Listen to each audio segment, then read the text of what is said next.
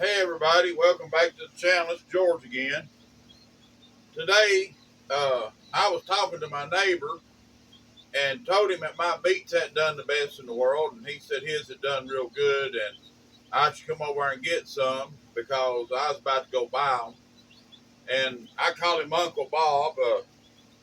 He gave me a whole bucket of beets there, and I started already trimming on them. I've got about that many in the bucket already. I've got a bowl here full of beet tops. And what I'm doing is I'm just stripping them off, and I'm gonna have them for supper this evening. And I will also probably put them in the freezer. I'll cook them down and put them in Ziploc baggies and put them in the freezer. But if you take them by the stem, get a hold of a little leaf and pull it, it'll tell you where the stem's soft or tender at. You just put them over here in a pot. When I get I'll probably have one of them big pots like I made the blackberry jelly and stuff full of tops that I'll cook down, but I'll fix me some for supper. And he give me some summer squash.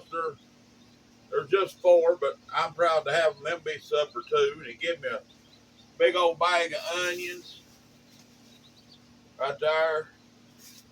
He give me some lettuce. I'll go through it and probably make kill less than onions. Then he give me some mixed potatoes or sweet potatoes and regular potatoes in there. He said he couldn't use them all, so he didn't want to go to waste either. But what I'm doing is I'm going to make use of all of this that I can. And you know, if you good to your neighbors, they'll be good back. Back when I had my greenhouse, well, I guess you got the greenhouse going.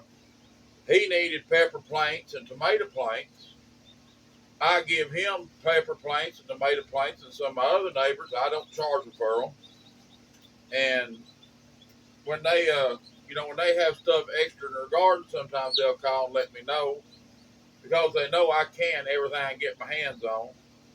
But now I'm taking these stems, and when I peel that off, I got a slop bucket here to go to the hogs, and they get the stems off of it, and that way even that don't go to waste. And then this fall, when we butcher the hogs, we get all this back just in pork form, pork chops, and ribs and stuff like that. And then we go in the building and get all the poop out to put it on the garden. We get it back again. This morning I took a fall like a big dummy. Remember me telling you when you get in a hurry, you're about to make a mistake. I got in a hurry, and I've got a pressure washer out here, kind of on the side of a building. I caught that one, took a big fall right flat in my belly, and you can tell that's a lot to fall on. I'm gonna say I probably caused the earthquake. They probably think we had an earthquake around here.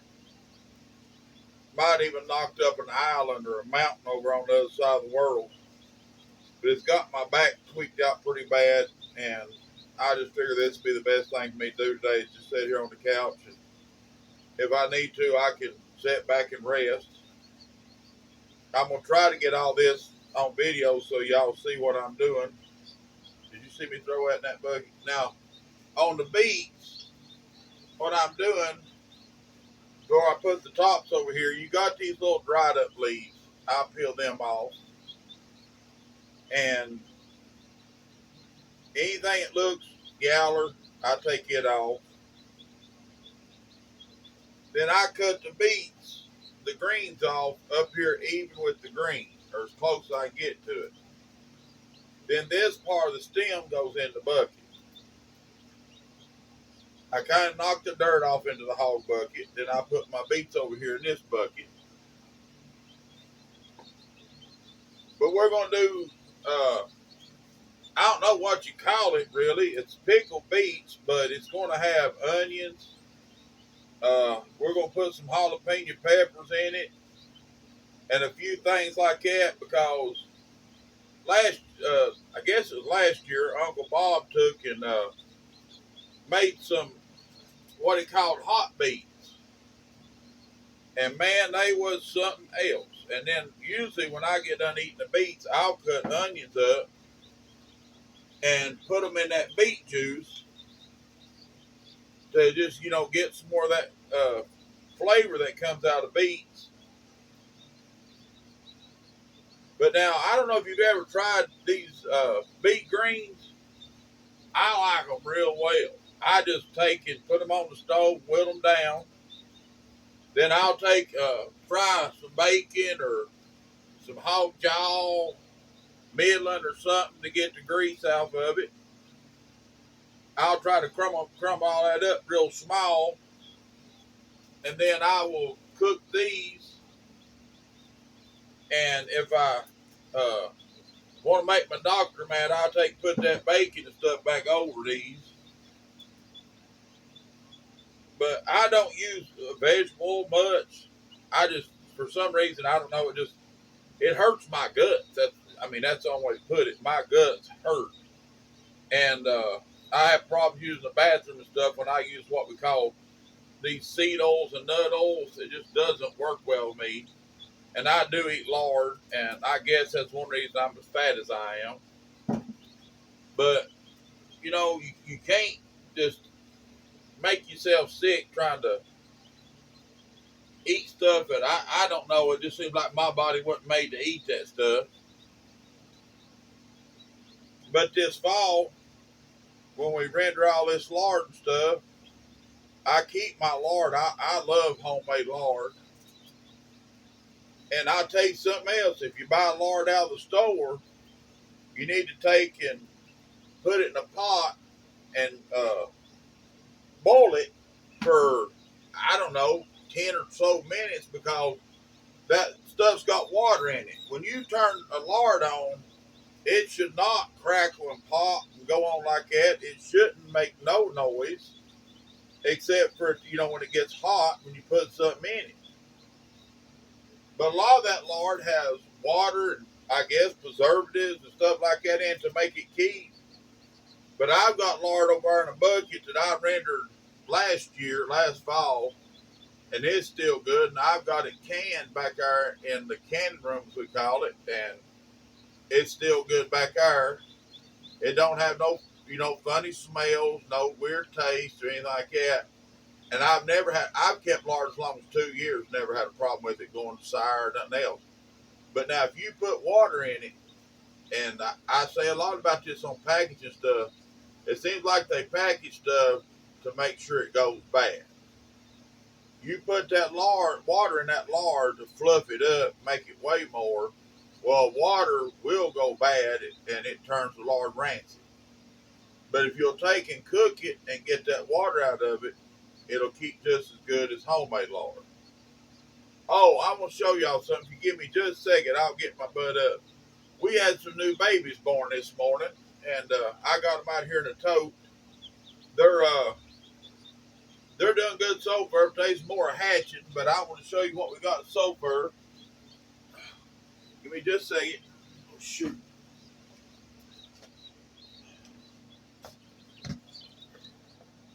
Look at there. We've got 1, 2, 3, 4 quail and 5 baby chickens. No, not quail, guineas. 5 guineas and 5 baby chickens hatched off so far. And they just getting started this morning. I think Wednesday or Thursday we're going to have baby rabbits born. And I'm looking real forward to that. I hope that they're born anyway. A buddy of mine I got the rabbit from bred her for me. And she's supposed to have them in. I've done got her box and everything set up. But this week we should have several babies born. I've got incubators that'll be coming off with turkeys, more guineas, and stuff like that. Now, if you get a bad leaf like that where it's got spots, it's kind of yellow, not real pretty, just throw that in your slot bucket and put the the nice tops over here.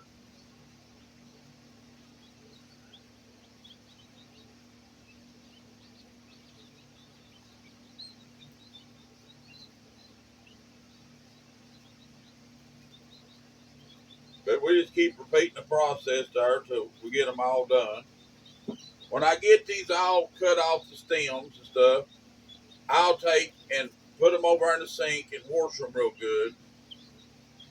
And then we'll put them in a pot and boil them for just maybe 2 minutes, 3 minutes. Then we'll put them in cold water, which makes them easier to peel. And then we'll cut them up, get them in the jars, and we'll pressure can them. But I want you to see this part of it.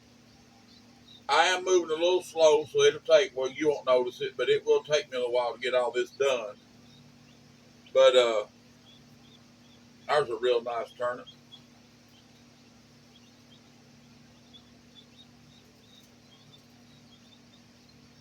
Uncle Bob's garden's doing really, really well this year, and I'm proud for him. He's outdone me in beets by quite a bit, but I'm tickled to death that he's got what he's got. You know, if you're good to your neighbors, they'll be good to you. But don't make it to where it's always outgoing. If it's always outgoing, you're going to come up short on the stick. And, you know, it's a good thing to help anybody you can help if they got less than you do, or maybe they're having a harder time than you. But I always heard this phrase, when you're helping somebody, make sure you know your limits, because most times the people you're helping don't. But you know, if you got a neighbor like I got with Bob, when he needs help, I try to help him in any way I can help him, and he does, you know, gives me all this stuff. Now there'll be a lot more stuff come from him when his beans and corn and stuff come on, which I've got beans and corn. He'll call and ask around people, and uh, usually if he's got stuff that he ain't gonna use and he don't want it to go to waste or he can't sell it, he'll call me because he knows. He calls me. The old goat will put it up, take care of it. But I'm just peeling through this. I'm not getting in no big hurry. But y'all remember when I told you that getting in a hurry is the best way to make a mistake or do something wrong? Well, see, I was having to go to town this morning, and I was in a hurry to feed the critters so I could go do the running stuff I had to do. Well, after I belly flopped the ground, sound like the Jolly Green Giant smacking the ground. It slowed me back down. But I'm gonna sit here and do this,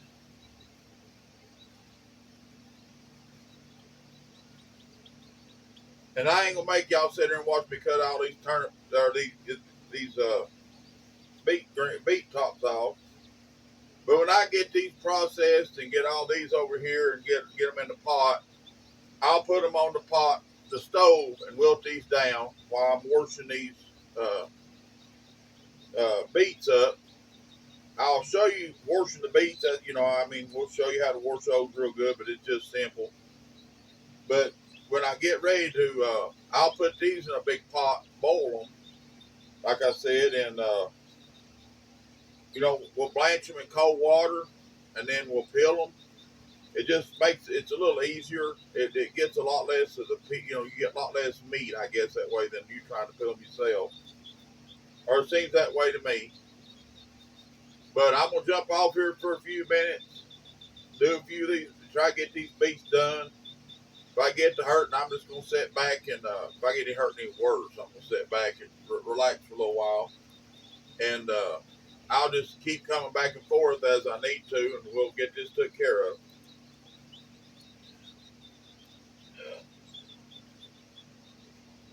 Oh,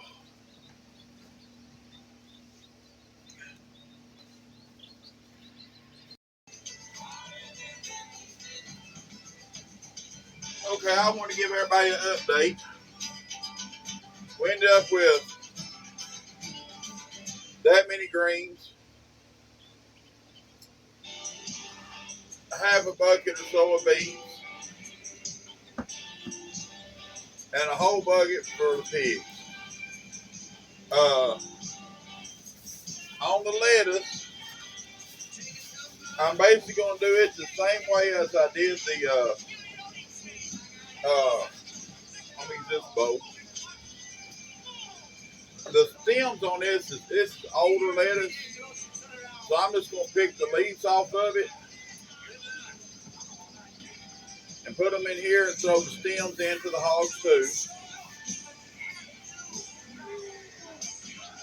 But the leaves are fine. It's just the stems. This lettuce is, at the end of its peak, and this will be the last of this lettuce till next year. But as you can see, I'm just taking the leaves off. We're just picking each leaf off the stem. You want to fight? You start by kicking my ass. And I'm going to continue to do that until I get done. Then on the onions, I'm going to take and cut the tops off, that's rough shape. I'll leave the skin on them so they'll keep. But some of them I'm going to peel to put in with the beets when we go to can the beets. But this is where we're at so far. I'm really tickled death with what I got here. And, I'm really thankful for it. But I'm going to go ahead and continue doing the lettuce and the onions. And then I haven't quite decided what I'm going to do with the potatoes yet. But when I get back, I'll come up with a solution for them. But let me jump off here. Oh, I found a turnip in the beets. I guess I dropped a seed, but I'm proud to have it. I've used all the turnips I had before, not the can ones, the fresh ones. So that'd be a nice addition to supper tonight. All right, I'm gonna let you go, and I'll be right back when I get this lettuce took care of, and we're gonna continue on till we get all this done.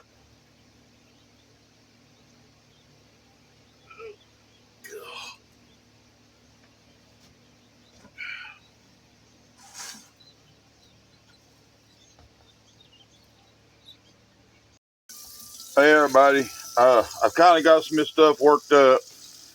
What I've done here is the beet greens. I've got them in the sink, and I just want to wash them because they do have dirt and sand and stuff on them. So we're just going to give them a good washing, and that way, all that comes off of them. Now, as you're doing this, just do a few at a time. Kind of get them where they're not clung together. I like to just wring them through my hands like this.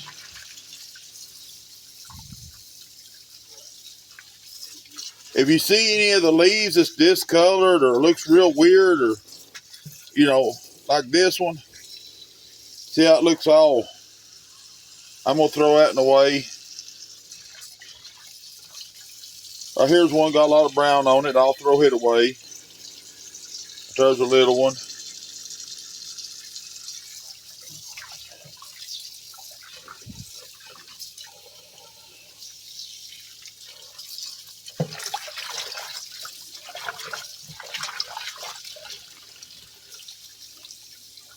But now I'm just going to put them back over here in the pot.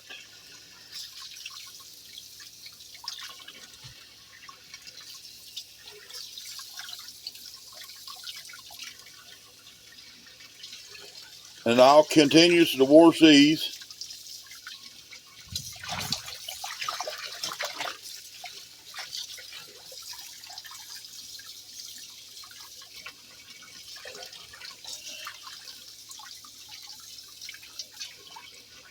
Then when I get them all back in the pot, I'll put them on the stove so they'll wilt down, and we can put them in freezer bags.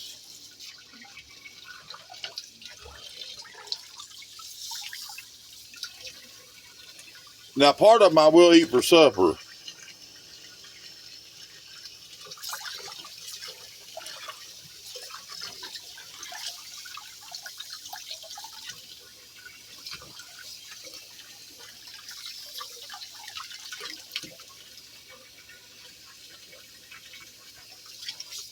But see how dirty the water got? All that was on them greens. And you don't want to be eating that. But now I'm not going to just dump this water out. I'm going to go ahead and put the beets in it too and wash them in there before I cook them and get them ready for the stove. Okay, I'll shut the water off.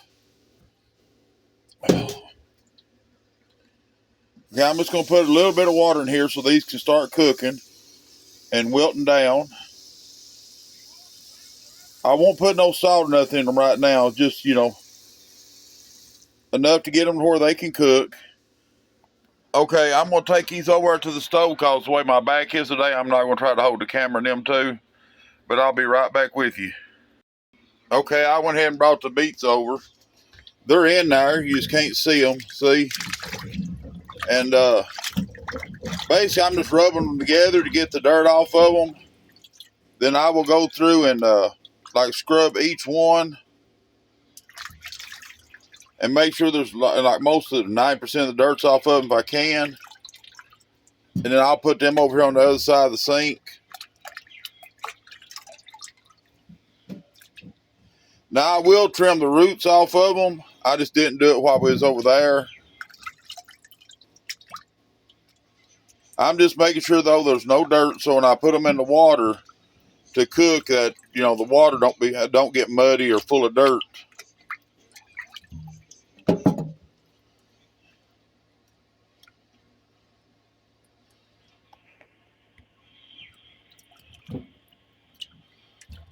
I'm trying to do this one-handed.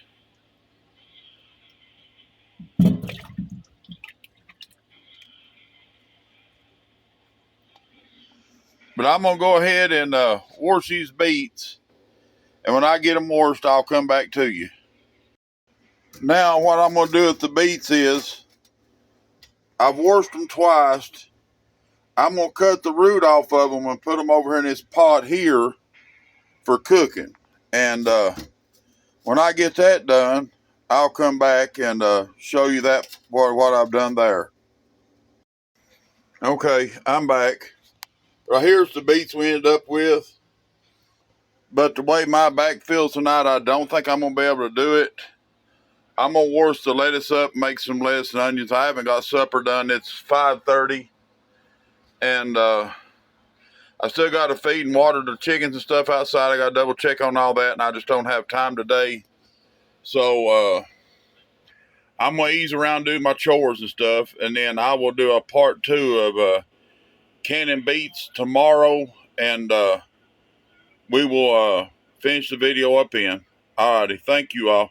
Y'all have a good day, a blessed day. Be good to each other, and we'll see you on the next video.